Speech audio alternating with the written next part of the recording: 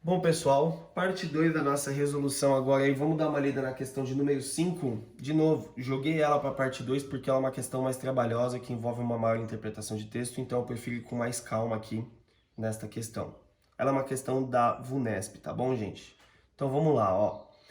Segundo a Biblioteca Virtual Leite Lopes, o calor de combustão de um combustível é a quantidade de calor que 1 grama da substância produz ao ser completamente queimada. Bom, então aí ele introduz um conceito chamado de calor de combustão, que a princípio você pode pensar, pô, mas eu não sei o que significa. E aí a questão traz um texto bem rápido que fala sobre o que é o calor de combustão. Ele fala aqui no texto, ó, que o calor de combustão é a quantidade de calor que 1 grama da substância produz quando é completamente queimada. Então, analisa comigo, gente. Ó, analisa comigo. Se calor de combustão é a energia que é liberada pela queima de 1 grama da substância, se eu tiver 2 gramas, eu vou liberar o dobro de energia. Se eu tiver 3 gramas, o triplo de energia.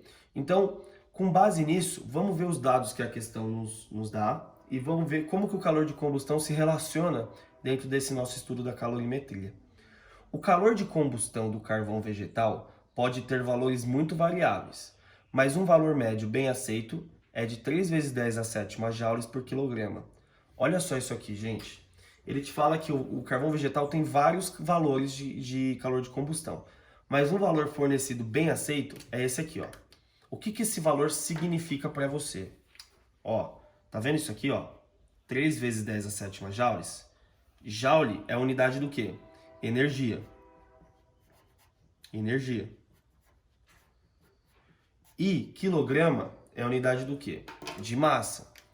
Então, olha o que ele está te falando. Que ao queimarmos 1 quilo de carvão vegetal, nós temos a liberação de massa, né, de 1 quilo de queima para 3 vezes 10 a sétima joules liberados para o ambiente. Tudo bem, galera? Então isso é o calor de combustão, a relação massa-energia, energia-massa. Então vamos anotar esse dado, ó. 3 vezes 10 a sétima joules são liberados quando a gente queima 1 quilograma desse carvão vegetal, ok? Vamos ver o que mais o enunciado nos fornece. Nesse caso, sabendo-se que o calor específico da água é de 4,2 vezes 10 a terceira joule por quilograma Celsius, e supondo que não haja perdas, a massa de carvão que completamente queimada fornece a quantidade de calor necessária para elevar a temperatura de 1 kg de água de 28 Celsius até a fervura em gramas é aproximadamente quanto? Então, galera, veja, a pergunta ela fica meio confusa, porque ele dá muita informação depois da pergunta. Ó, vou ler de novo. A massa de carvão que é completamente queimada fornece. Então, a pergunta é o quê? A massa de carvão queimada. Porque quando ela é queimada, a questão fala aí que ela fornece uma quantidade de calor necessária para aquecer 1 quilo de água de 0 até, ou de 0 não, de 28 até 100. Então, para uma variação de temperatura da água de 72, a gente tem 1 quilo de água para uma determinada massa de carvão queimada que eu não sei. Então, veja, se eu fizesse um esquema aqui no cantinho, a gente podia pensar assim, ó. Eu tenho aqui como se fosse uma determinada quantidade de carvão, certo? Uma quantidade de carvão aqui. O que eu vou fazer? Eu vou colocar sobre essa determinada quantidade de carvão um recipiente com água. E aí, veja. Se você queima esse carvão aqui, ó, se ele começa a queimar, o que vai acontecer? Ele vai ter uma liberação de energia. Essa energia vai chegar até quem? Até a água e vai aquecer a água. Então a pergunta é, quanto de massa de carvão eu queimo aqui embaixo para que eu aqueça a água de 28 até 72? Tudo bem? Então, se a gente pensar primeiro no valor de massa de carvão que eu consigo calcular, vamos pensar aqui em quanto de energia que a água pegou desse carvão. Quantidade de calor é massa, calor específico e variação de temperatura.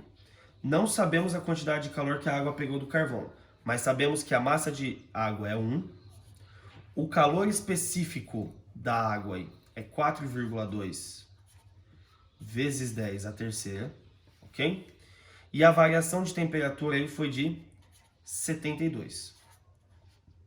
Então, 4,2 vezes 72 dá 302,4. Mantém a potência, 10 a terceira, nesse caso, joules. Perceba o seguinte, essa energia em joules que a água pegou veio do carvão.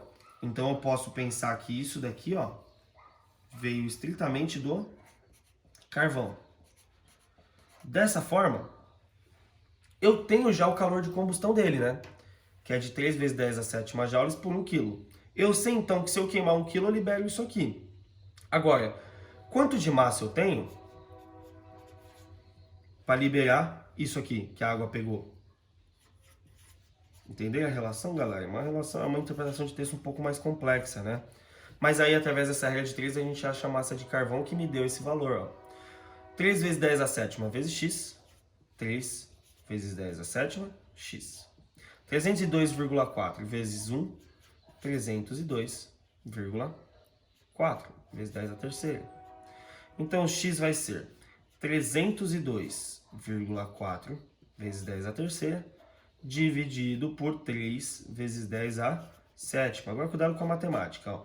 Como ele pediu aproximadamente, 302,4 é quase 300. 300 dividido por 3 daria 100. Conservação aqui, ó, de potências. Ó, potência conserva a base, subtrai o expoente.